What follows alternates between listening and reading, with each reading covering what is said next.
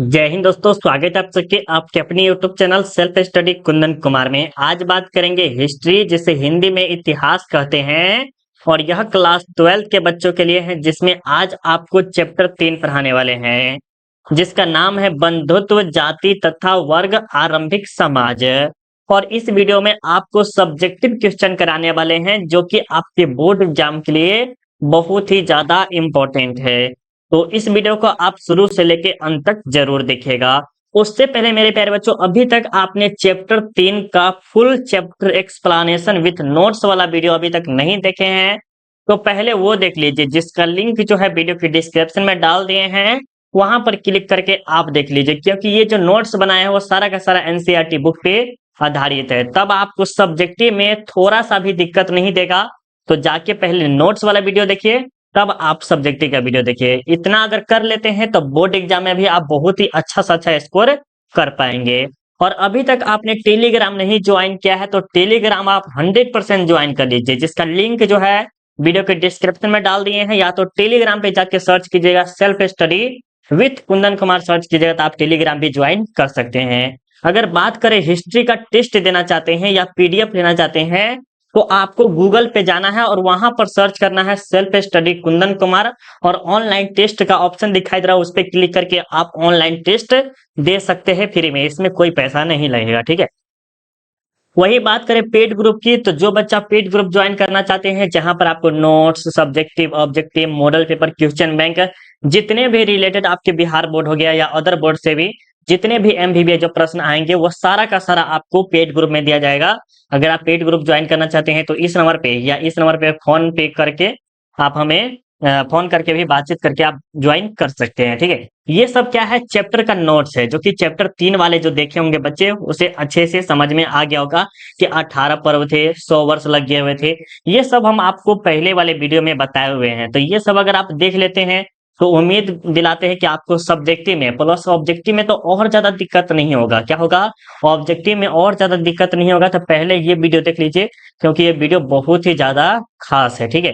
यहाँ पर परिवार के बारे में बताया गया है, विवाह के बारे में बताया गया है कि मनुस्मृति में कितने प्रकार के विवाह है, 8 विवाह है। और ये विवाहों के बारे में बताया गया कि जैसे ब्रह्म विवाह हो गया, देव विवाह हो गया, हर्ष विवाह, ये सब विवाह जो 8 है, ये सभी के बारे में हम आपको अच्छे से समझाए हुए। अंतर विवाह, यही सब आपको सब्जेक्टिव में पूछा भी जाएगा, ठीक है।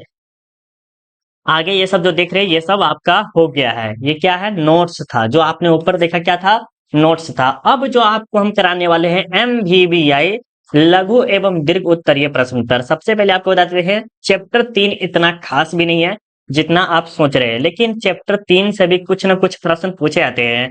जो ज्यादा से ज्यादा प्रश्न पूछे जाते हैं वो चैप्टर 1, चैप्टर 2 और चैप्टर 4। इन तीनों चैप्टर से अगर आप पढ़ लेते हैं तो बोर्ड एग्जाम में आप पास मार्क ला सकते हैं, ठीक है। चलिए अब हम यहाँ से क्लास स्टार्ट करते हैं। बहुत ही आसान से आसान शब्दों में हम आपको समझाने की कोशिश करेंगे, ठीक है। यहाँ पर कहा जा रहा है कि महाभारत की संक्षिप्त कथा लिखिए। अगर आपसे पूछ लिया जाए बोर्ड एग्जाम में कि महाभारत के बारे में आप क्या जानते हैं, महाभारत के बारे में वर्णन कीजिए, तो ये सभी के बारे में आपको इस तरह से सब्जेक्टिव पूछेगा, तो आप इस तरह से उत्तर दीजिएगा, तो आपको 2 नंबर कोई नहीं रोकेगा, ठीक है। तो उत्तर में देखिए क्या लिखा है कि महाभारत वास्तव में बदलते रिश्तों की एक कहानी है। बिल्कुल बदलते रिश्ते, समझ रहे हैं, इसमें 2 भाइयों की कहानी है। किसमें, 2 भाइयों की कहानी है। यह चचेरे भाइयों के 2 दलों कौरव और पांडवों के बीच भूमि और सत्ता में विवाद को लेकर है। अब समझिए सर, कहेगा सर हमको समझ में नहीं आप क्या बोले हैं, तो यहाँ पर अब आपको समझ में आएगा जब हम आपको समझाएंगे तब, ठीक है। ये जो महाभारत देख रहे हैं ना, उसमें बदलते रिश्ते, रिश्ते कैसे बदलते हैं, जैसे एक हो गया अपने ही रिश्तेदार में रहता है, एक चचेरा भाई रहता है, ये भी चचेरा भाई रहता है। तो ये किसके लिए गद्दी करेगा, तो गद्दी के लिए, शासन के लिए, भूमि के लिए, मारपीट भी हो जाता है अभी के जमाना में। तो सोचिए उस समय कितना होता होगा। तो यही कह रहा है कि यह चचेरे भाइयों के 2 दलों, 2 दल मतलब समझते हैं कि 2 पक्ष हो गए, उस तरह से समझ सकते हैं। कौरव और पांडव, ये दोनों के दोनों क्या थे, अलग अलग पक्ष के थे। और ये किस लिए लड़ रहे थे, तो भूमि के लिए, सत्ता के लिए। नहीं होता कि शासन हम करेंगे तो पहले हम करेंगे, उसके लेकर क्या हुआ था, विवाद को लेकर है, ठीक है। दोनों ही दल कुरु वंश से संबंधित थे। कभी कभी प्रश्न पूछ लेता है कि कौरव और पांडव किस दल के थे, तो आपको क्या बताना है, कुरु वंश के थे। किस वंश के थे, कुरु वंश के थे। जिनका कुरु जनपद का शासन था। उन दिनों संघर्ष ने अंततः एक युद्ध का रूप ले लिया। मतलब कह रहा है कि ये जो संघर्ष हुआ, जैसे बातचीत होते होते होते क्या होता है, अगर आस पड़ोस में देखा होगा या खुद के ही घर में कभी देखे होंगे, तो अगर आपके पिताजी 4 भाई है या 2 भाई है या 3 भाई है, तो किस लिए करते हैं लड़ाई, थोड़ा मोड़ा हो जाता है तो जमीन के लिए, कि इतना जमीन हमको मिलना चाहिए, इतना जमीन हमको ले मिलना चाहिए। तो उसके लिए क्या होता है, लड़ाई भी हो जाता है। अगर ये रियलिटी है, गांव में देखिएगा तो यार लड़ाई भी हो जाता है, ठीक है। और ये क्या हो गया, एक प्रकार के युद्ध हो गया जिसमें पांडव विजयी हुए, जो कि ये क्या थे, सत्य की तरफ से लड़ रहे थे। और कौरवों की हार हुई, जो कि क्या थे, असत्य की तरफ से लड़ रहे थे। इसके बाद पितृवंशिक उत्तराधिकारी के उद्योषण की गई। भले ही पितृवंशिकता की परंपरा महाकाव्य की रचना से पहले भी प्रचलित थी, परंतु महाभारत की मुख्य कथा वस्तु ने इस आदर्श को और सुदृढ़ किया। पितृवंशिकता के अनुसार पिता की मृत्यु के बाद उसके पुत्र उसके संसाधनों पर अधिकार जमा सकते हैं। राजाओं के संदर्भ में राज सिंहासन भी शामिल है। जैसे यहाँ पर क्या कह रहा है, इतना जो शब्द आपने जो पढ़ा है, इसमें क्या कहा जा रहा है, ऐसे समझिए आप। देखिए, जैसे आपके पिताजी जो है राजा थे, क्या थे पुराने जमाने में, और राजा थे, और उसके 2 पुत्र है, ठीक है, क्या है, एक है राम और एक है क्या है, श्याम है, राइट। और ये भी चाहेगा हम सत्ता में बैठे और ये भी चाहेगा सत्ता में बैठे। तो इसमें से अगर क्या कहते हैं, कन्वर्सेशन हो जा रहा है, मतलब कि बातचीत अगर हो जा रहा है, कहेगा राम को पहले बैठने देते हैं, उसके बाद श्याम बैठ जाएगा। अगर दोनों में बात नहीं बन रही तो क्या होगा, युद्ध हो जाएगा। तो यही आपको महाभारत के बारे में बता देना है। और राजा का ही बेटा क्या बन सकता है, उसका उत्तराधिकारी बन सकता है, मतलब सिंहासन पर उसका पुत्र ही बैठ सकता है। ये किस पितृ पिता के बारे में कहा जा रहा है, ठीक है। चलिए, ये भी प्रश्न आपको पूछा भी गया है बहुत बार, याद अच्छे से जरूर कर लीजिएगा, और उम्मीद करते हैं कि आपको समझ में आ गया होगा। अगर आपको समझ में आया है तो प्लीज एक बार लाइक कर दीजिएगा, बहुत ही मेहरबानी होगी अगर आप लाइक कर देते हैं तो, ठीक है। चलिए, दूसरा नंबर प्रश्न में देखिए क्या कर रहा है कि श्रीमद् भगवत गीता पर टिप्पणी लिखे। श्रीमद् भगवत गीता पर टिप्पणी लिखे, ये भी आपके बोर्ड एग्जाम में बहुत बार पूछा गया है, तो जरूर आप इसे अच्छे से याद कर लीजिएगा।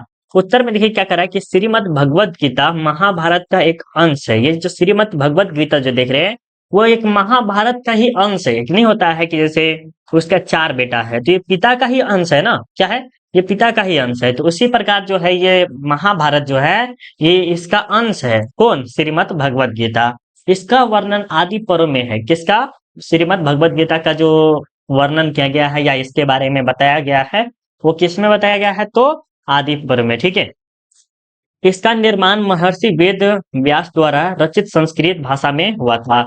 यहाँ पर देखिए, कभी कभी आपके बोर्ड एग्जाम में ये भी पूछ लेता है कि जो महाभारत जो देख रहे हैं, महाभारत, इसके रचयिता कौन है, तो महर्षि Ved Vyas. Very very important point है ये वाला, नोट कर लीजिएगा 100%, ठीक है। और इसकी जो रचना हुई थी वो कौन सा भाषा में हुई थी, जिसे पढ़ सकते हैं लिख सकते हैं, तो वो जो था संस्कृत भाषा में हुआ था। इसमें 700 श्लोक थे। कितने, 700 श्लोक एवं 18 अध्याय हैं, या 18, जैसे 18 अध्याय जब पढ़ रहे, 18 दिन तक युद्ध चला। पर्व कितने हैं, तो 18 है। महाभारत में कुल कितने पर्व है, तो 18 पर्व है। कितने दिनों तक युद्ध चला था, 18 दिन तक चला था। कितने अध्याय है, तो 18 अध्याय। ये सब आप याद कर सकते हैं कंबाइंड करके, ठीक है। गीता का उपदेश भगवान श्री कृष्ण ने अर्जुन को कुरुक्षेत्र के मैदान में हरा दिया, जिसमें निष्काम कर्म हुआ, भक्ति का उपदेश दिया, साथ ही साथ सत्य का भी मार्ग है। इसमें राज धर्म की शिक्षा दी गई है। मतलब कह रहा है कि श्रीमद् भगवत गीता अगर आप पढ़ते हैं, तो इसमें जो है युद्ध के बारे में थोड़ा सा वर्णन किया गया है कि किस तरह से हारे, किस तरह जीते, इसके बारे में दिया गया है। प्लस में जो हाई एजुकेटेड पर्सन होता है, कह सकते हैं उच्च घराने के जो लोग होते हैं, उसके बारे में भी वर्णन किया गया है इसमें, ठीक है। तो ये भी प्रश्न आपको उम्मीद करते हैं समझ में आ गया होगा। लेकिन यहाँ पर जो सबसे ज्यादा जो इम्पोर्टेंट थे वो महर्षि वेद व्यास थे। किस भाषा में किए थे, तो संस्कृत भाषा में किए थे, ठीक है।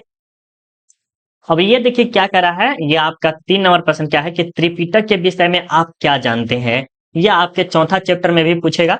भले ही हम आपको तीसरा चैप्टर में ला दिए हैं, लेकिन ये चौथा चैप्टर में आपको पूछेगा, ठीक है।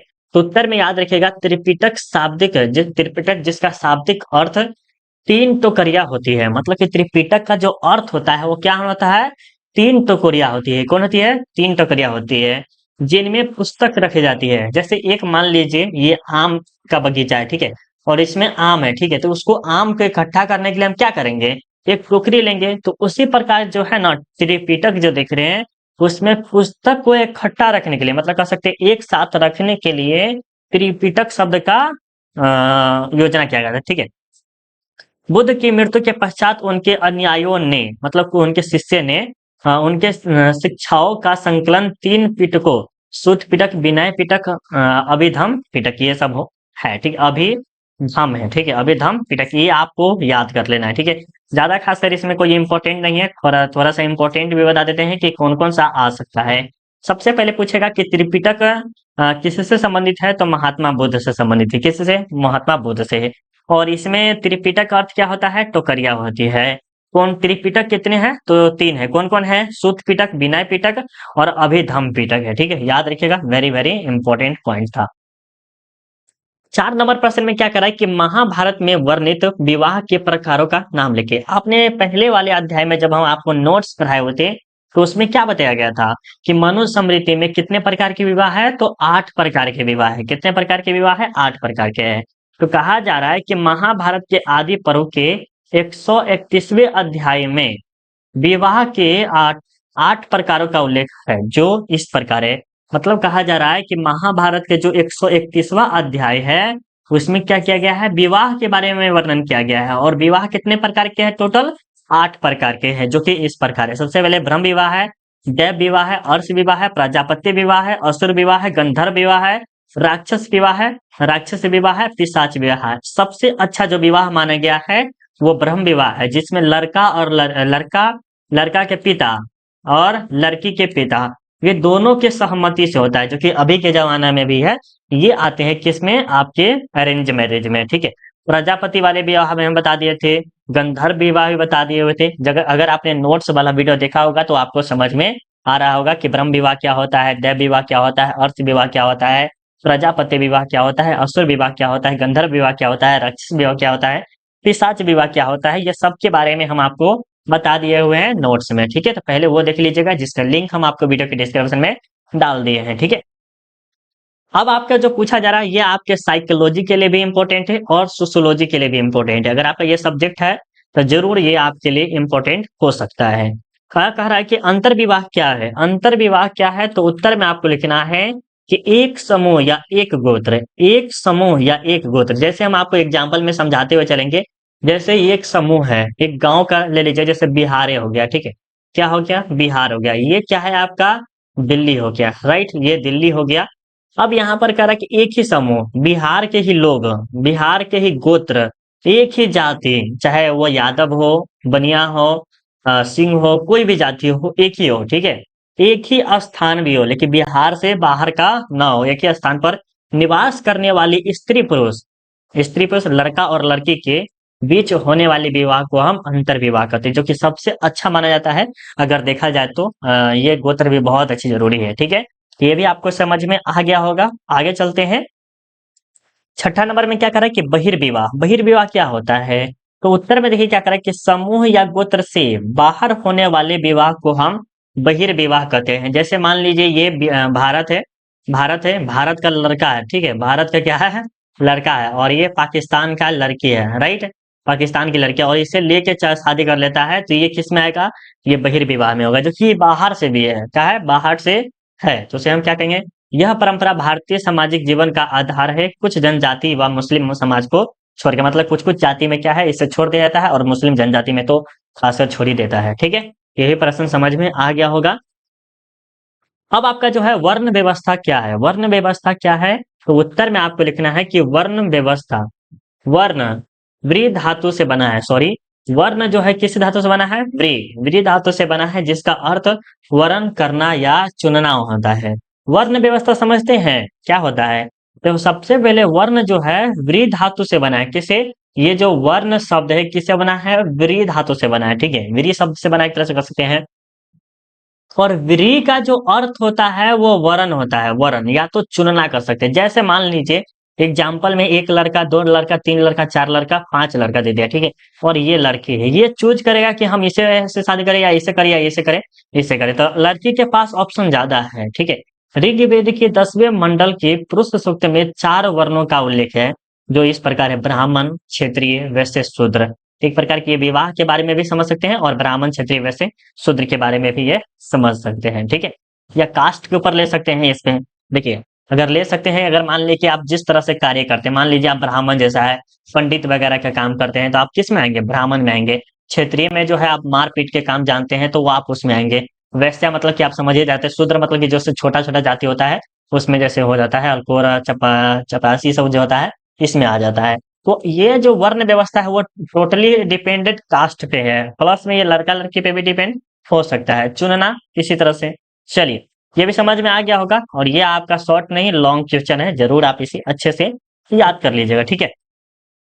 प्राचीन काल में हिंदू समाज में केवल 4 जातियां थी, मतलब कि प्राचीन काल में जो थी वो टोटल, मतलब कि जैसे कह सकते हैं पुराने जमाने में कितनी ही जातियां थी? 4 जातियां ही थी। कौन कौन? सबसे पहले ब्राह्मण, क्षत्रिय, वैश्य और शूद्र। और ये चारों के चारों जातियां जो मिलते थे वो किसके आधार पे मिलते थे? काम के आधार पे। किसके आधार पे? काम के आधार पे। अगर वो चप्पल सी रहा है तो क्या होगा? शूद्र में आ जाएगा। अगर किसी के सेवा कर रहा है, बचा रहा है, तो क्षेत्रीय में आ जाएगा। अगर यज्ञ वगैरह में शामिल हो रहा है तो ब्राह्मण कहलाएगा। वैश्य जो जानते हैं वो हो गया, ठीक है। ये प्रारंभिक समाज का बंटवारा कर्म अथवा व्यवसाय के आधार पर किया जाता था। अब समझ गए? कर्म समझते हैं ना, कि जो हम काम कर रहे हैं, मान लीजिए अभी हम पढ़ा रहे हैं तो हमको टीचर के क्लास है, तो हम किस में आ जाएंगे? अगर होगा तो ब्राह्मण में आ सकते हैं, या कोई भी जाति में हमको अगर जो अगर लगेगा उसमें हम आ सकते हैं, ठीक है। धीरे धीरे इस बंटवारे का आधार कर्म न होकर जन्म हो गया। मतलब कि कहा जा रहा है कि जैसे अगर आपको किस तरह से नागरिकता मिला है, तो वंश के आधार पे मिले। अगर आपको कभी कभी कोई पूछ ले कि अगर आपको कोई पूछ ले कि आपको भारत की नागरिकता किसके आधार पर मिला है, तो वंश के आधार पे। किसके आधार के? तो वंश के आधार पे। इसी प्रकार यहाँ पर भी कहा जा रहा है कि पहले जो था वो आप जैसा कर्म करेंगे या जैसा काम करेंगे उसी के आधार पे आपको जाति के डिवाइड किया जाएगा, लेके, ठीक है।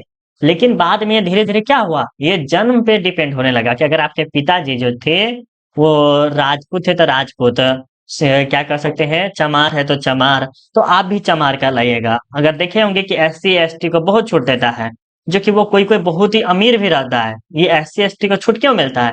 क्योंकि ये गरीब है। लेकिन अभी जो देखिएगा, अभी क्या होता है, ये सब अमीर भी हो गया। ऐसा नहीं कि उसके पास स्थिति खराब है, नहीं। अभी किसी के पास स्थिति नहीं। ओबीसी कहता है इस सबको भी पास स्थिति खराब नहीं रहता, किसी का अच्छा रहता है। तो जरूरी नहीं कि ये सब छूट मिलना जरूरी है, लेकिन क्या ये परंपरा चलती आ रही है। तो किसके आधार पे चलती आ रही है? पिता के आधार पे चलती आ रही है, इसके कारण, ठीक है। जाति की संख्या में वृद्धि होने लगी और क्या होगा? अब देखिए, एक पिता के आधार पर हुआ, वो जाति अपना सोचेगा कि मेरा जाति सबसे बेकार है, एससी है, एसटी है, तो वो क्या करेगा? अपनी जाति को छुपाने के लिए या वो दूसरा जाति पर डिपेंड करने लगेगा, मतलब दूसरा जाति में चला जाएगा। आज भारतीय समाज में 3000 से भी अधिक जातियां हैं, जो कि सोच सकते हैं पहले जो प्राचीन काल में कितनी जातियां थी? सिर्फ 4 थे, और आज कितनी है? 3000 है, जो कि सबसे ज्यादा कह सकते हैं, है ना? बहुत अच्छी बात है। अब वर्ण व्यवस्था में क्या है? महाकाव्य युग में जाति प्रथा निश्चित रूप से स्थापित हो चुके थे। बिल्कुल निश्चित रूप से क्या था? मतलब फिक्स तौर पे क्या होता, वह स्थापित हो चुके थे। महाकाव्य में ब्राह्मण, क्षत्रिय, वैश्य और शूद्र चारों वर्णों का उल्लेख है, मतलब चारों कास्ट का क्या है? उल्लेख है। इसके बारे में बताया गया है अच्छे तरह से। रामायण के चारों वर्णों की उत्पत्ति परम पुरुष से बताई गई है। ब्राह्मण की उत्पत्ति परम पुरुष के मुख से, क्षत्रिय की भुजाओं से, वैश्या की पेट से, मतलब कि आप समझ आए, और शूद्र की चरणों से। इस प्रकार जो है शूद्र मतलब हमारे ख्याल से क्या होता है वो आप कमेंट करके जरूर बताइएगा, ठीक है। अब हम आपको बताते हैं कि टेस्ट और पीडीएफ कैसे मिलेगा, क्या कर सकते हैं, पीडीएफ कैसे मिलेगा उसके बारे में बात करेंगे। तो टेस्ट के बारे में थोड़ा सा लास्ट में बात करेंगे, उससे पहले पेड ग्रुप के बारे में बता देते हैं कि क्या क्या फैसिलिटी है उसके बारे में। तो सबसे पहले आपको नोट्स मिलेगा, सब्जेक्टिव मिलेगा। देखिए, हम ये सब ज्यादा इंपॉर्टेंट नहीं मानते, जो इंपॉर्टेंट है 300 MVVI MCQ है, ये दे देंगे, और 100 से 150 MVVI सब्जेक्टिव दे देंगे, तो आप बोर्ड एग्जाम में गर्दा उड़ा के आ जाइएगा। और आपका 350 से 450 नंबर तक अगर आप टारगेट जिस तरह से रखते हैं उस तरह से आप ला के दिखाइएगा।